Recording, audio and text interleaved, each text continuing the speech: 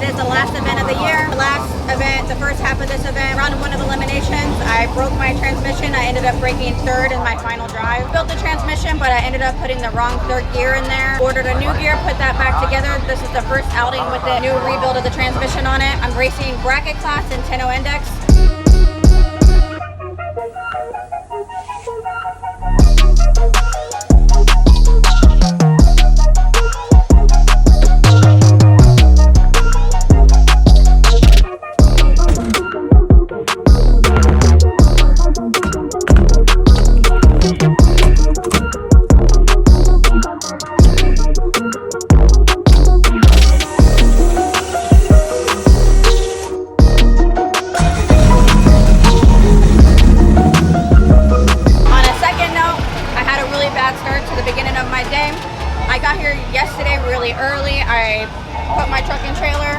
I put 2 cones next to me because I brought Robert's car as well.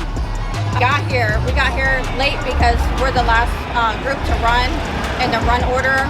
So we got here late so I could sleep in. I obviously don't get home until 4 o'clock in the morning whenever I work.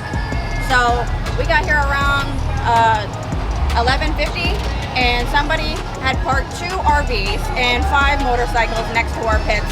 And just really bad sportsmanship, considering that the Orlando Speed World is actually a family and everybody should treat each other with respect. So we ended up moving locations entirely. It just was a dampening on the day because people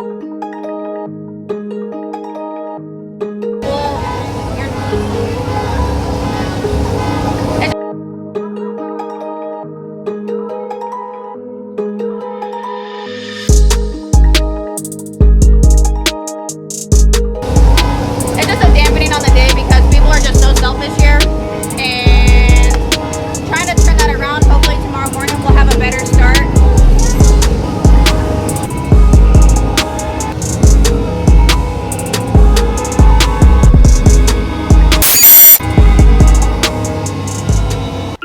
All right, so I don't even know where to begin. The recap for World Sport Compact Finals. A lot. It was a really rough weekend for me personally. Per usual, I always work Thursday night, Friday night. Friday, they had the first round of qualifying. I woke up first thing Friday morning, loaded my truck and trailer, took my truck and trailer to the track. I think I got there around 3 o'clock. The whole entire track was pretty much full to the scoreboard. You guys really got to let me know what you guys do for a living for me to figure out how you guys are on that early on a Friday. Who's your boss? Let me know.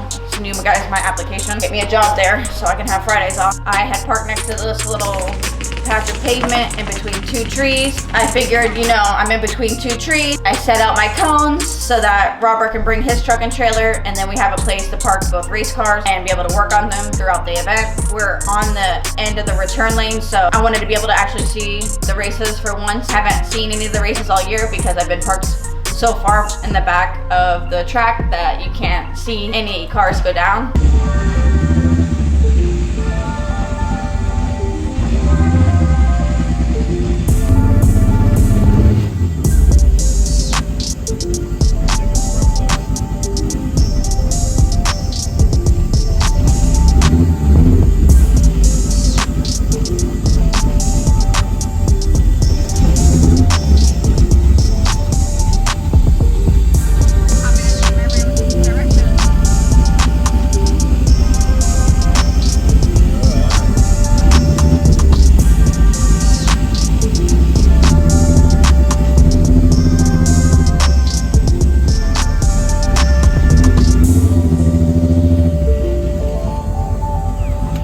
Whenever I was loading my car up in the trailer, I noticed that the car was doing the weird popping that it normally does whenever I have like a stuck injector.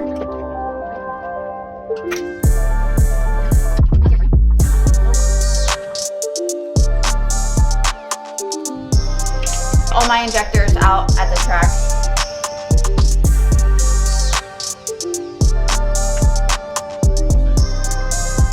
I come back home, we clean them up, test them, everything looks good.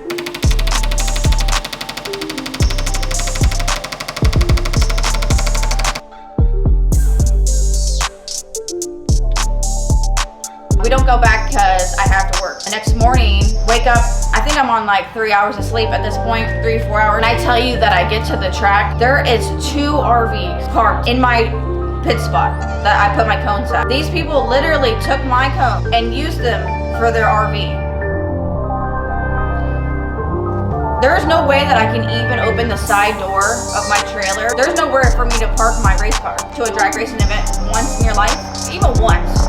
You should be able to park your race car next to your trailer where the door is. I mean, just kind of like common sense. They just didn't care. Where am I supposed to work at my car? In the middle of the return lane? So I go up to them, confront them. Apparently, they've never been to a drag race before in their life, so they have no idea what I'm saying. That pretty much put a dampener on the day because idiots are just idiots, you know? No, nobody has the consideration for another drag racer. This is just kind of the entirety of the environment that's at GRS events. This is not just one occurrence. This is every single event that I have to deal with something. So off rip, I don't feel welcome at GRS. So anyways, my good friend Marco found me another parking spot on the pavement.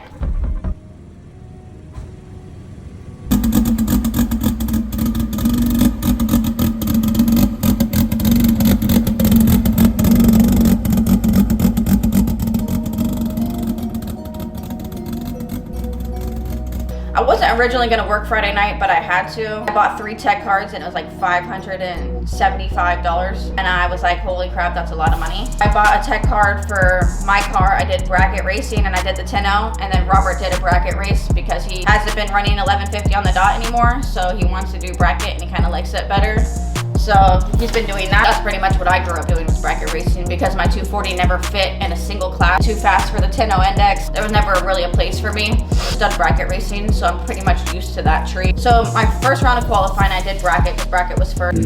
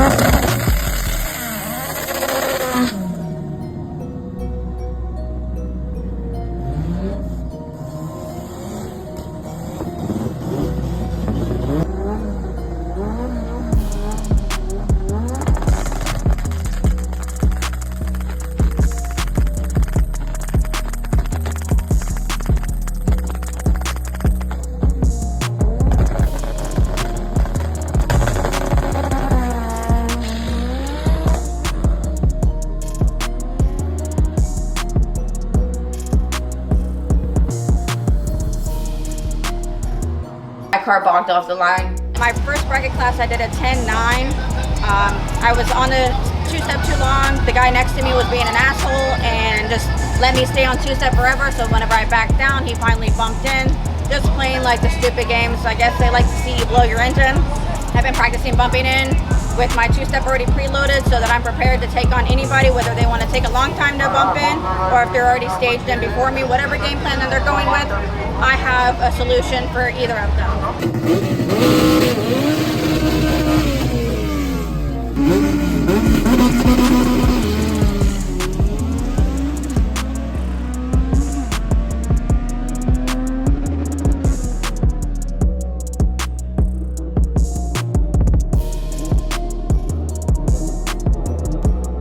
I try to do another pass to see, you know, what's going on with my car. Maybe I did something wrong.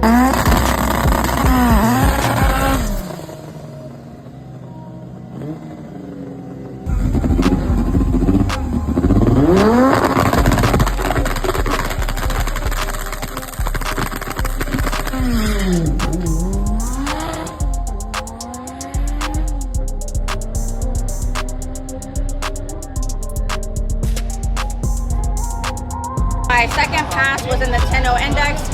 My car bogged off the line.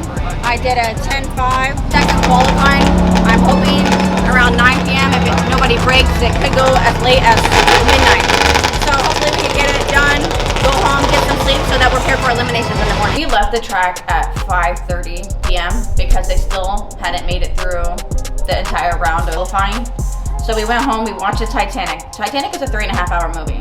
walked my dog, made dinner. We got back to the track at 8 o'clock. I didn't do my next qualifying pass. I was sitting in my car recording the rocket launch at 11 o'clock at night. I think it was like 7 or 8 hours in between qualifying rounds. So I think I'm gonna make it a little challenge of what could we possibly get done in between qualifying rounds, just to like show you guys the absurdity of how things are ran. I could probably go to the movie theater. I could probably go to Universal Studios, ride a roller coaster and come back. I could probably make it Miami and back before qualifying round. Throw out some more ideas of what you guys think that I should do. Wasting, 16 hours of my life sitting in a chair at the end of the track just waiting for myself to be called for another qualifying round. I add it all up and give you like a little wrap of how much time I've wasted in between.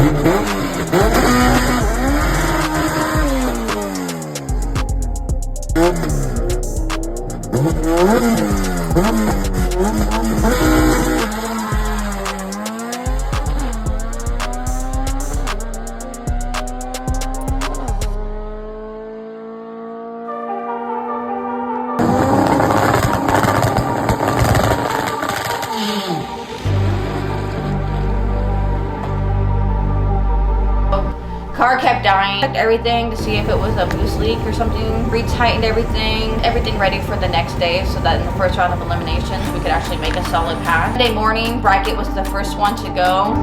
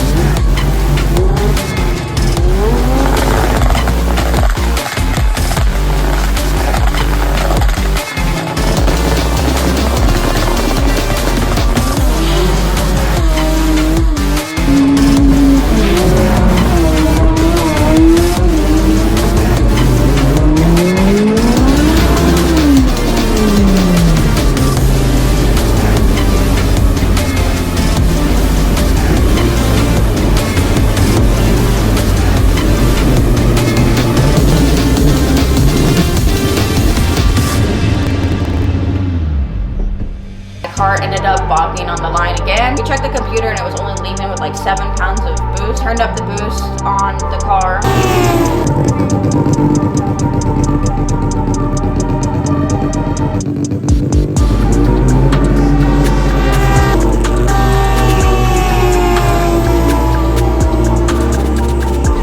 Time for the 10.0 index first round of elimination. I qualified with a 10.5. Going against one of the top qualifiers. I went against Rolling.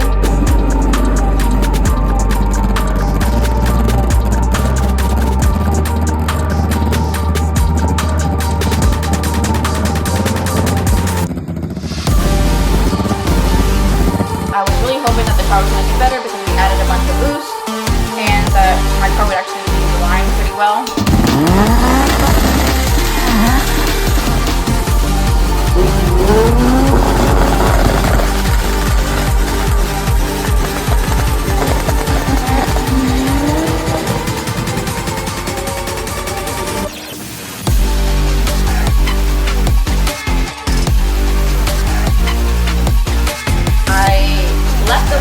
Good reaction time. Our reaction times were like pretty close to each other. He was a .192 and I was a .196, so we're right there next to each other. He's a lot faster than me.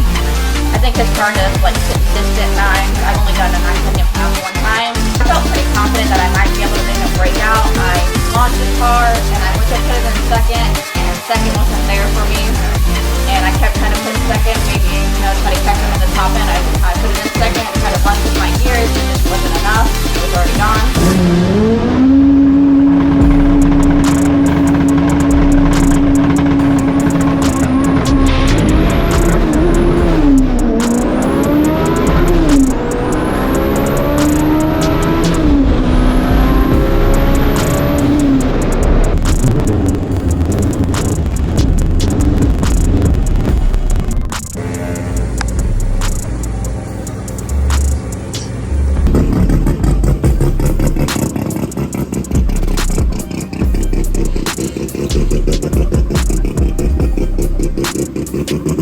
But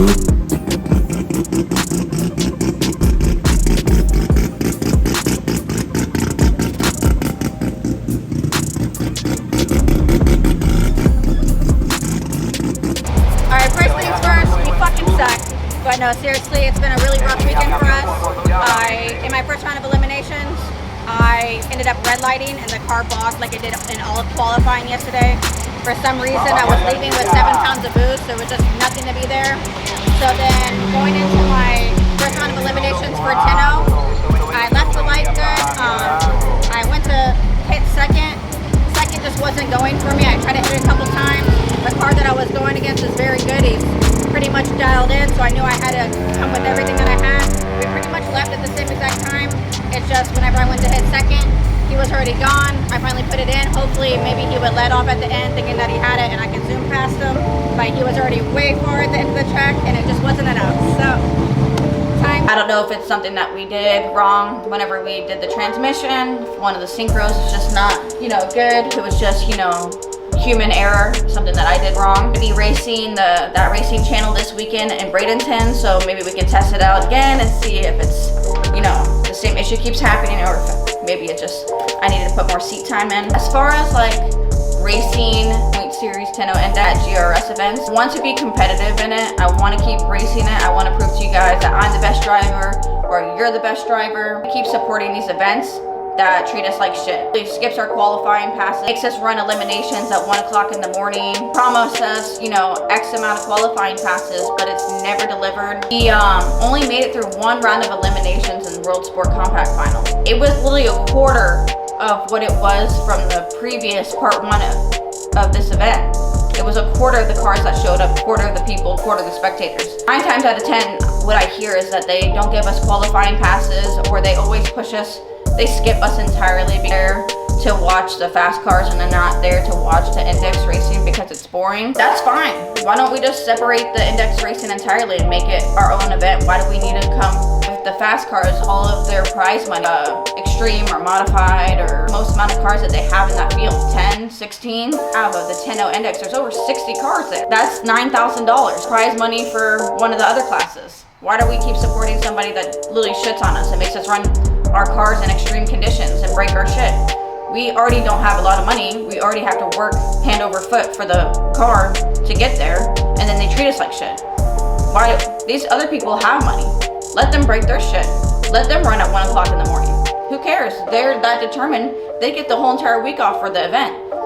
We can only take off 1 or 2 days, if that. I don't take off any days. I still show up to the track on 3 hours of sleep, just so I can pay for my entry to get into the motherfucker. Guy, $150 or $200 for a tech card, an entry to a race with a promise or like an intent to make, $2,000 worth of prize money. You even get to fight for what your $150 is supposed to get you. You're not even allowed that. Why do you keep giving somebody this money and they never return your calls? Does that seem like somebody's taking advantage? We already don't have a lot of money. We're already the 10-0 index. We try to make our cars as reliable as possible so we don't have to spend that much money on them because we don't have that much money. Thing to build a fast Honda. It's a whole thing entirely to build a consistently fast Honda. Most of our cars are built in a garage, built in the backyard under a tent. I've watched somebody literally build their car, paint the car on Tuesday, put the engine and transmission in on Wednesday, tune the car on Thursday, and show up to the qualifying pass on Friday. Scraping up crumbs to make it to these events. We're already beat to hell, and then they don't even give us the qualifying passes that we are promised, and then they make us run eliminations at 1 o'clock in the morning and then break our shit like we have money to replace it. It seems like we're being treated like shit, like we're like the scum of the earth or something. The 10-0 and 1150 index, how many cars is that? 100? 150? 10-0 index, 1150 index, and bracket. Why don't we just separate entirely? Or the cost of the tech cars. Save money on not having to bring an RV for 4 days to make 1 round of elimination. People come and pay to watch the fast cars. You can even come and watch the fast cars, but then you get to go home. You don't have to worry about sitting You do your first qualifying pass at 9 a.m. and then you sit for 16 hours and then do a second qualifying pass at midnight. How does that make any sense? Why do you guys keep doing that? Why do we keep letting them treat us like shit? Somebody else do it, or I'll do it, or I'll help you do it. We work together to do it, get everybody on board. Just say fuck that event. We're the ones that are the future of drag racing. After how many years is the fast car still gonna be around? At what point are those people with the fast cars gonna get tired of spending $500,000 a year on their car? Time's gonna come. The people that are, our class keeps on growing and their class keeps getting smaller because nobody likes to spend that amount of money on a car to do one round of eliminations. I mean, what's the point? Events just keep getting worse. You would think over time that organization would be better. Timing would be better. People would make it through the rounds. Like, rules would be clear and fair. Like, there's none of that. It just keeps getting worse and worse. And we're just sitting back and just taking it. We're just sitting back and taking it. The way things are going, by this time next year, there's not going to be like a first, second, or third trophy. It's just going to be participation trophies. And thank you for giving us your $150.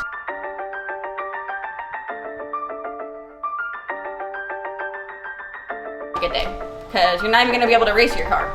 I don't know, I think that we as a 10-0 index, 1150 index, or bracket racer, I think we should just not show up to one of his events. We shouldn't be taking that power and using it to our advantage. Why are letting him, they use it as like something to be like bad. Oh, your class is so big, so we push you to the last.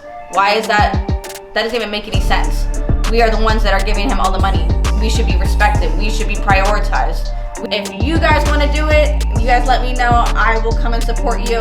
If not, somebody wants to team up with me and we can figure out how to do it ourselves. I say that we just have like 4 or 5 events of our own, start our own point series, do the event in one day. I don't think that we make that much of a mess on the track. Have diapers, we all run down. Most of us in 10-0 and 1150 index, we're overly built for the class that we're in. So it's not like we're pushing our cars to the max like the other cars in the other classes that are scattering their whole entire bottom end all over the track and then saying that it's us that takes 4 or 5 hours to clean it up. I think most of us are pretty consistent. The most that you're gonna have is some fluid that leaks on the track, maybe. It's not like we're having massive crashes. We're not going that fast. We need to sit there and kill ourselves for 4 or 5 days. Spouses or significant others or friends or family would thank us for not putting them through 4 days of racing for no reason. To have our index racing by ourselves. And if there's not enough room at Orlando Speed World to fit us into the event schedule, why don't we just do it like one at Bradenton, one in Gainesville, 2 in Orlando? We could just move it around. That's our skill that way.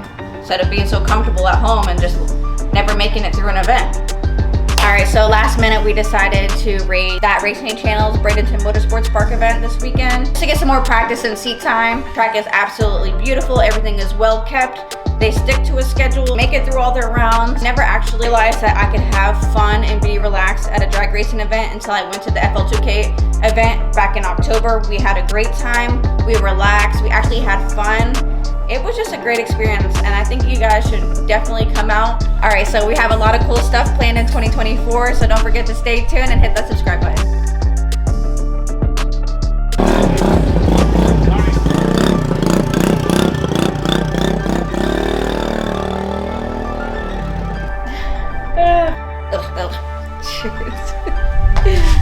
Okay.